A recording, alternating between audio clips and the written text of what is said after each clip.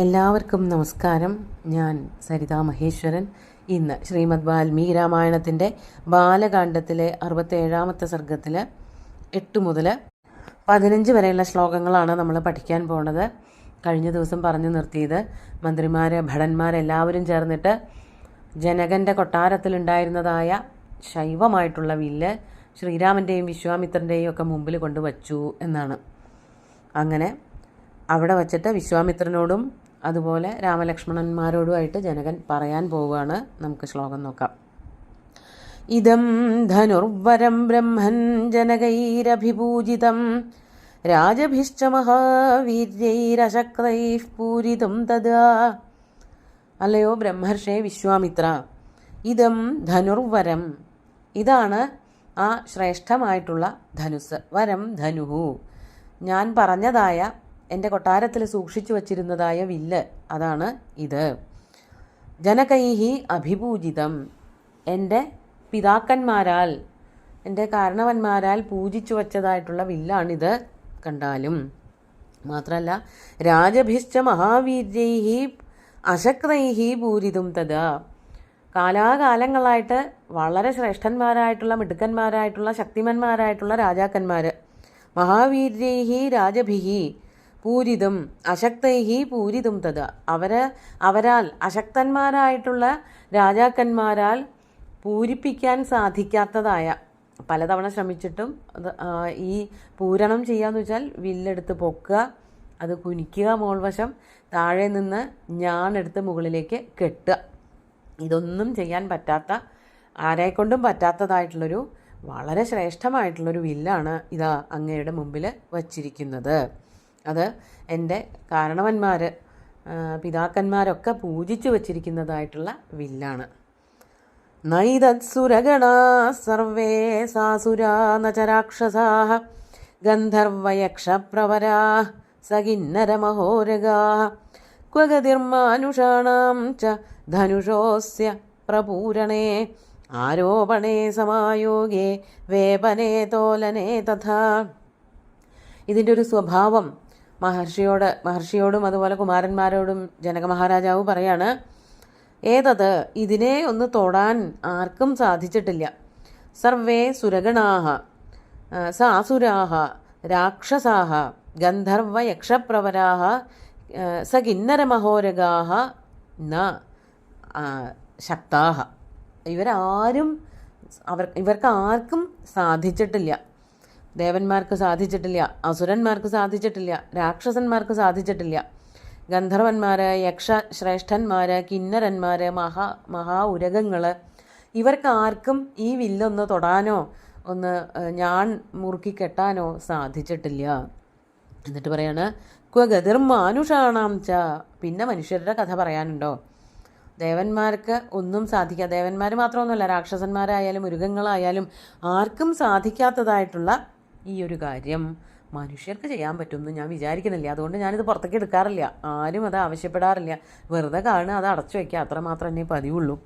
ക്വഗതിഹി മാനുഷാണാം അസ്യ ധനുഷഃ പ്രപൂരണേ മാനുഷാണാം ക്വഗതിഹി. ഈ വില്ലിൻ്റെ പൂരണത്തിൽ, ഈ വില്ലാവുന്നത് അത് ഞാണ് കെട്ടുകയും വസ്ത്രം വിടുകയും ഒക്കെ ചെയ്യുമ്പോഴാണല്ലോ. അതിങ്ങനെ അതാ പൂരണം നടക്കാതെ ഈ വില്ല് കുറേ കാലമായിട്ട് ഇങ്ങനെ നമ്മുടെ കൊട്ടാരത്തിൽ ഇരിക്കുകയാണ്. എന്തിന് പ്രപൂരണം എന്നുള്ളതാണ് പറയണത്. പ്രപൂരണേ ആരോപണേ സമായോഗേ വേപനേ തോലനേ തഥാ, ഇതൊക്കെ വില്ലുകൊണ്ട് ചെയ്യുന്നതാണ്. പ്രപൂരണം എന്ന് വെച്ചാൽ ആരോപണം, അല്ലെങ്കിൽ വില്ല് കുത്തി നിർത്തുക, താഴത്തു നിന്നുള്ളതായ ഞാണെടുത്ത് വലിച്ച് മുകളിലേക്ക് വയ്ക്കുക, സമായോഗം അത് കൂട്ടിക്കെട്ടുക, വേപനം ചെയ്യാന്ന് വെച്ചാൽ അതിൻ്റെ ആ ഞാണൊന്നിങ്ങനെ അലയൊലി അതൊന്ന് വലിച്ചു വിടുക, അത് കഴിഞ്ഞാൽ തോലനം ചെയ്യുക, അതെടുത്തൊന്ന് പൊക്കി താഴത്തേക്ക് ഇടുക. അതൊക്കെ വില്ല് എടുത്തുകൊണ്ട് കേമന്മാരായിട്ടുള്ള രാജാക്കന്മാർ, വില്ലാളി വീരന്മാരൊക്കെ ചെയ്യുന്ന പ്രവൃത്തികളാണ്. ഇതൊന്നും ദേവാദികൾക്ക് പോലും സാധിച്ചിട്ടില്ല, പിന്നെ മനുഷ്യർക്ക് ഇത് പറ്റുമെന്ന് ഞാൻ വിചാരിക്കുന്നില്ല.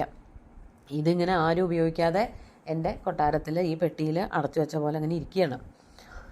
തദേതദ്ധനുഷാം ശ്രേഷ്ഠമാനീതം മുനിപുങ്കവ ദർശയൈതന്മഹാഭാഗ അനയോ രാജപുത്രയോ. അതുകൊണ്ട് ഏതത് ധനുഷാം ശ്രേഷ്ഠം, വില്ലുകളിൽ വെച്ച് ഏറ്റവും ശ്രേഷ്ഠമായിട്ടുള്ള ഈ വില്ലിനെ, ശൈവധനുസ്സിനെ, അതാ നിങ്ങൾ ആവശ്യപ്പെട്ടത്, അതായത് വിശ്വാമിത്ര മഹാമുനി ആവശ്യപ്പെട്ടതനുസരിച്ച് അതാ കൊണ്ടുവന്നിരിക്കുന്നു. മുനിപുങ്കവ ആനീതം, മുനിപുങ്കവ അല്ലയോ മുനിശ്രേഷ്ഠ, അങ്ങ് ആവശ്യപ്പെട്ടത് പ്രകാരം ശ്രീരാമ ലക്ഷ്മണന്മാർക്ക് കാണിച്ചു കൊടുക്കാൻ വേണ്ടിയിട്ട് വില്ല് കൊണ്ടുവന്നിട്ടുണ്ട്. അതുകൊണ്ട് ഹേ മഹാഭാഗ ഏതത് ദർശയ, അല്ലയോ മഹാഭാഗ വിശ്വാമിത്ര മഹർഷേ, ഏതത് ഏതൻ മഹാഭാഗ എന്നുള്ളത് സന്ധിയാണ്.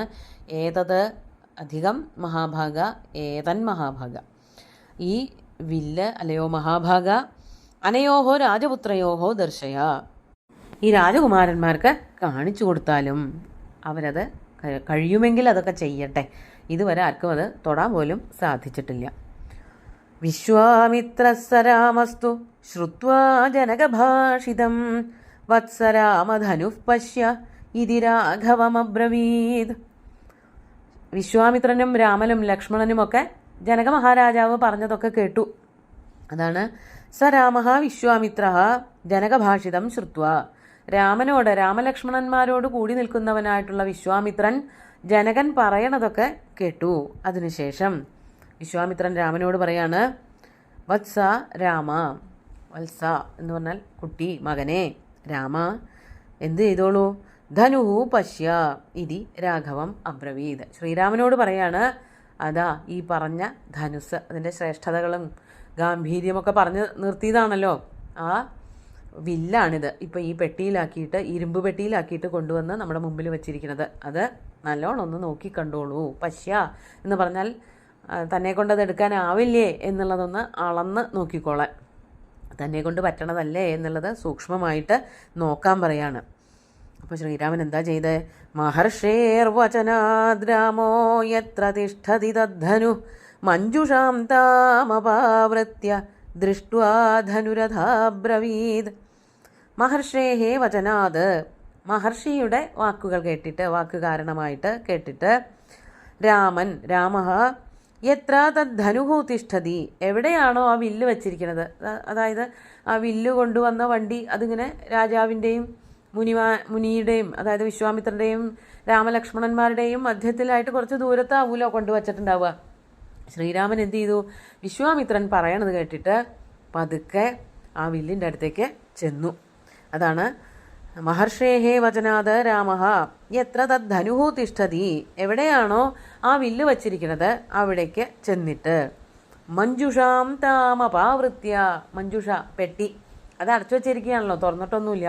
അത് ശ്രീരാമനോട് തന്നെ തുറന്നോളാൻ പറഞ്ഞു. അങ്ങനെ ശ്രീരാമൻ ആ മഞ്ജുഷയെ, പെട്ടി വാതിൽ തുറന്നിട്ട്, അടച്ചു വച്ചിരിക്കുന്ന ആ ഭാഗം, അതിൻ്റെ വാതിൽ തുറന്നിട്ട്, ധനുഹു ദൃഷ്ട്വ അഥ അബ്രവീത്, അതിൻ്റെ ഉള്ളിൽ സൂക്ഷിച്ചു വച്ചിരിക്കുന്നതായ വില്ലൊന്ന് കണ്ടിട്ട് നല്ലവണ്ണം സസൂക്ഷ്മം വീക്ഷിച്ചിട്ട് ഇപ്രകാരം വിശ്വാമിത്രനോട് ചോദിക്കുകയാണ്, പറയുകയാണ്. എന്താ പറയണത്, ഇദം ധനുർവരം ദിവ്യം സംസ്പൃശാമീഹ പാണിന യത്നവാംശ്ച ഭവിഷ്യാമി തോലനേ പൂരണേ പിവ.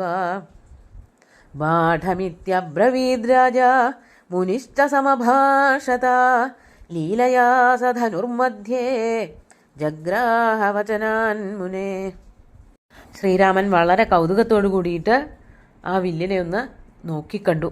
എന്നിട്ട് പറയണ, ഇതം ദിവ്യം വരം ധനുഹു, ഇതാണല്ലേ ഇത്ര നേരമായിട്ട് നമ്മൾ പറഞ്ഞുകൊണ്ടിരുന്ന ആ ദിവ്യമായിട്ടുള്ള വില്ല്. ഞാൻ എൻ്റെ കൈയോണ്ടൊന്ന് തൊട്ടോട്ടെ. പാണിന ഇഹ സംസ്പൃശാമി, അനുവാദം ചോദിക്കുകയാണ്, ഞാനതൊന്ന് തൊടട്ടെ. കുട്ടിയാണല്ലോ, കുറച്ചൊക്കെ ആ കുട്ടിത്തണ്ടാവും വർത്തമാനത്തിൽ. അപ്പോൾ വിശ്വാമിത്രനോടും ജനക മഹാരാജാവിനോടും അനുവാദം ചോദിക്കുകയാണ്. ഗുരുവുമാണ്, ഈ വില്ലിൻ്റെ യജമാനനുമാണല്ലോ ജനക മഹാരാജാവ്. ആരെക്കൊണ്ടും തൊടാൻ തന്നെ പറ്റിയിട്ടില്ല എന്നാണല്ലോ പറഞ്ഞത്. അതുകൊണ്ട് ശ്രീരാമൻ അനുവാദം ചോദിക്കുകയാണ്, ഞാനിതൊന്ന് തൊട്ടു നോക്കട്ടെ. കണ്ടിട്ട് ശ്രീരാമൻ പറയാണ്, യത്നവാംശ്ച ഭവിഷ്യാമി, എനിക്ക് ഒന്ന് ഉത്സാഹിച്ചാൽ ഈ വില്ലെടുത്ത് ഒന്ന് ഉയർത്താനും അതിൽ ഞാണ് കെട്ടാനും അതൊന്ന് പിടിച്ചൊരസ്ത്രം പ്രയോഗിക്കാനും പറ്റും എന്ന് തോന്നുന്നു. അതാണ് ആ നോട്ടത്തിൻ്റെ ശക്തിയാണ്. അളക്കുകയാണ് ആ വില്ല് തന്നെ കൊണ്ട് തൊടാൻ പറ്റുമെന്ന്. ഭഗവാനാണ്, നമുക്കാർക്കും സംശയമില്ല, ആർക്കും സംശയം ഉണ്ടായിട്ടല്ല. എന്നാലും ഇത് ഒരു മാനുഷികമായിട്ടുള്ള രീതിയാണല്ലോ. അവരവരെ കൊണ്ട് പറ്റുമോ ഇല്ലയോ എന്നുള്ളത് നോക്കിയും കണ്ടും ചെയ്യുക എന്നുള്ളത്. അതുതന്നെയാണ് ശ്രീരാമൻ അവിടെ വച്ചിട്ട് ചെയ്തത്. വളരെ ബഹുമാനത്തോട് കൂടിയിട്ട് ആ മഞ്ജുഷ തുറന്നു നോക്കി. അതിൻ്റെ ഉള്ളിൽ ഭദ്രമായിട്ട് വച്ചിരിക്കുന്നതായ വില്ല് ഞാനൊന്ന് തൊടട്ടെ, എനിക്ക് തോന്നുന്നു ഇതെടുത്ത് കുലയ്ക്കാൻ പറ്റും എന്ന് വിശ്വാമിത്രനോടും ജനക മഹാരാജാവിനോടും പറയാണ്. ബാഢമിത്യബ്രവീദ് രാജ മുനിശ്ച സമഭാഷത. ഉറപ്പായിട്ടും തൊട്ടോളൂ, എടുത്തോളൂ എന്ന് രാജാവ് അങ്ങോട്ട് പറഞ്ഞു, ശ്രീരാമനോട് പറഞ്ഞു. കുറേ കാലമായിട്ട് ഇത് പൊക്കാൻ പറ്റിയ ഒരാളും അവിടെ വന്നിട്ടില്ല. അപ്പോൾ ജനക മഹാരാജാവിന് അത്ഭുതമാണ്. മാത്രമല്ല അത് വീര്യശുൽക്കയാണല്ലോ. ജാനകിയെ വിവാഹം കഴിച്ചു കൊടുക്കണമെങ്കിൽ ഈ വില്ലൊന്നെടുത്ത് പൊക്കിയാലേ ആ ആൾക്കേ കൊടുക്കാൻ പറ്റുള്ളൂ എന്ന് പറഞ്ഞിട്ടുണ്ട്. അതായത് ഞാൻ എൻ്റെ മകളെ, ആ കുട്ടിയെ കലപ്പ കൊണ്ട് ഉഴുതിട്ട് മണ്ണിൽ നിന്ന് കിട്ടിയതൊക്കെ ആണെങ്കിലും തൻ്റെ ശരീരത്തിൽ നിന്ന് ജനിച്ച ഊർമിളെ പോലെയുള്ള മക്കളെ പോലെ തന്നെ അതിനേക്കാളും കുറച്ചും കൂടിയും ശ്രേഷ്ഠ ആയിട്ടുള്ള, അതിനേക്കാളും കരുതലോട് കൂടിയിട്ടാണ് കുട്ടിയെ നോക്കുന്നത്, വളർത്തിക്കൊണ്ട് വന്നത്. അപ്പോൾ അങ്ങനെയുള്ള ആ പ്രിയപുത്രിയെ ആരാണോ വിവാഹം ചെയ്യാൻ വരിക എന്നുള്ള കാര്യത്തിൽ ജനക മഹാരാജാവിന് ഭയങ്കര ആശങ്കകളുണ്ടായിരുന്നു. അപ്പോഴാണല്ലോ വിശ്വാമിത്രനും കുമാരന്മാരും അവിടേക്ക് വന്നത്. ആ കുട്ടികളെ, ശ്രീരാമനെയും ലക്ഷ്മണനെയും ജനക മഹാരാജാവിന് നല്ലോണം ഇഷ്ടമായി. അവരെ ഈ വില്ല് പൊക്കിയാൽ നന്നായിരുന്നു എന്നുള്ളത് ഏതൊരു അച്ഛനും തോന്നിയിട്ടുണ്ടാവുമല്ലോ. അപ്പോൾ ജനക മഹാരാജാവിനും അത് തോന്നിയിട്ടുണ്ടാവും. അപ്പോഴാണ് ഈ ഒരു ചോദ്യം വന്നത്. ഉടനെ തന്നെ ജനകൻ പറയാണ്, തീർച്ചയായിട്ടും ബാഢമിത്യബ്രവീദ് രാജ മുനിശ്ച സമഭാഷത. മുനിയും പറഞ്ഞു, വിശ്വാമിത്രനും പറഞ്ഞു, എടുത്തോളൂ, അത് എടുത്ത് കുലച്ചോളൂ, എന്താ പറ്റണത് എന്നൊന്ന് കാണട്ടെ എന്ന് പറ്റണത് ചെയ്തോളാൻ പറയാണ് ഇവർ രണ്ടുപേരും കൂടിയിട്ട്. അങ്ങനെ ശ്രീരാമൻ എന്ത് ചെയ്തു? ലീലയാസ ധനുർമധ്യേ ജഗ്രാഹ. വില്ലെടുക്കുമ്പോൾ അതിൻ്റെ അറ്റത്തും വക്കത്തൊന്നും അല്ല പിടിക്കുക. വില്ലെടുത്ത് പരിചയമുള്ള ആൾക്കാർ അതിൻ്റെ നടുക്കാ പിടിക്കുക. നടുക്ക് പിടിച്ചാലേ അത് പൊന്തുള്ളൂ. ഒരറ്റത്ത് പിടിച്ചാൽ അതിങ്ങനെ വലിച്ചെടുക്കേണ്ടി വരും. നടുക്ക് പിടിച്ചാൽ തന്നെ അത് എടുത്ത് പൊക്കാനും പറ്റും. അങ്ങനെ ഭഗവാൻ ശ്രീരാമചന്ദ്രൻ വില്ലിൻ്റെ നടുക്ക് പിടിച്ചിട്ട് മധ്യേ ധനുഹു മധ്യേ ലീലയാ ജഗ്രാഹ മുനേഹേ വചനാത് സഹ ധനുർമധ്യേ ലീലയാ ജഗ്രാഹ. വിശ്വാമിത്രൻ്റെ വാക്കുകളും ജനക മഹാരാജാവിൻ്റെ വാക്കുകളും കേട്ട ആ ഒരു സന്തോഷത്തോടു കൂടിയിട്ട് ആ ഒരു വർദ്ധിത വീര്യനായിട്ടുള്ള ശ്രീരാമചന്ദ്രൻ വില്ല് മധ്യത്തിൽ പിടിച്ചങ്ങോട്ട് എടുത്ത് പൊക്കി എന്ന് പറഞ്ഞിട്ട് തൽക്കാലം ഒന്ന് നിർത്താം. ബാക്കി എന്താ ഉണ്ടായതെന്നുള്ളത് അടുത്ത ദിവസം കാണാം. നമുക്ക് ഇന്നത്തെ ശ്ലോകങ്ങൾ ഒന്നുകൂടി ചൊല്ലാം. ഇദം ധനുർവരം ബ്രഹ്മൻ ജനകൈരഭിപൂജിതം രാജഭിശ്ച മഹാവീര്യൈരശക്തൈഃ പൂരിതും തദാ നൈതത്സുരഗണാ സർവേ സാസുരാ ന ച രാക്ഷസാഃ ഗന്ധർവയക്ഷപ്രവരാः സകിന്നരമഹോരഗാः ക്വ ഗതിർമാനുഷാണാം ച ധനുഷോസ്യ പ്രപൂരണേ ആരോപണേ സമായോഗേ വേപനേ തോലനേ തഥാ തദേതദ്ധനുഷാം ശ്രേഷ്ഠമാനീതം മുനിപുങ്കവ ദർശയൈതന്മഹാഭാഗ അനയോ രാജപുത്രയോः വിശ്വാമിത്രസ്സ രാമസ്തു ശ്രുത്വാ ജനകഭാഷിതം വത്സരാമധനുഃ പശ്യ ഇതി രാഘവമബ്രവീത് മഹർഷേർവചനാദ് രാമോ യത്ര തിഷ്ഠതി തദ്ധനു മഞ്ജുഷാം താമപാവൃത്യ ദൃഷ്ട്വാ ധനുരഥാബ്രവീത് ഇദം ധനുർവരം ദിവ്യം സംസ്പൃശാമീഹ പാണിനാ യത്നവാംശ്ച ഭവിഷ്യാമി തോലനേ പൂരണേऽപി വാ ബാഢമിത്യബ്രവീദ് രാജാ മുനിശ്ച സമഭാഷത ലീലയാ സ ധനുർമധ്യേ ജഗ്രാഹവചനാൻ മുനേഃ. വളരെ ഗംഭീരമായിട്ടുള്ള വർണ്ണനകൾ ചെറിയ ചെറിയ ശ്ലോകത്തിലാണെന്നുണ്ടെങ്കിലും വാൽമീകി മഹർഷി എത്ര ശ്രദ്ധിച്ചിട്ടാണ് ശ്രീരാമൻ്റെ ആ വിനയം, ശ്രീരാമൻ്റെ കഴിവ് ഒക്കെ പ്രദർശിപ്പിക്കുന്നത്, വാക്കുകളെ കൊണ്ട് വരഞ്ഞെടുക്കണത്. ഇനി വില്ല് കൊലയ്ക്കണ കഥയും വില്ലൊടിക്കണ കഥയൊക്കെ അടുത്ത ദിവസം കാണാം. സുന്ദരമായിട്ടുള്ള ശ്ലോകങ്ങൾ ഭഗവാൻ ശ്രീരാമചന്ദ്രൻ്റെ കാൽക്കൽ അർപ്പിച്ചുകൊണ്ട് ഗുരുവായൂരപ്പനെ സാഷ്ടാംഗം നമസ്കരിച്ചുകൊണ്ട് എല്ലാവർക്കും ശുഭദിനം നേർന്നു നിർത്തട്ടെ. നന്ദി.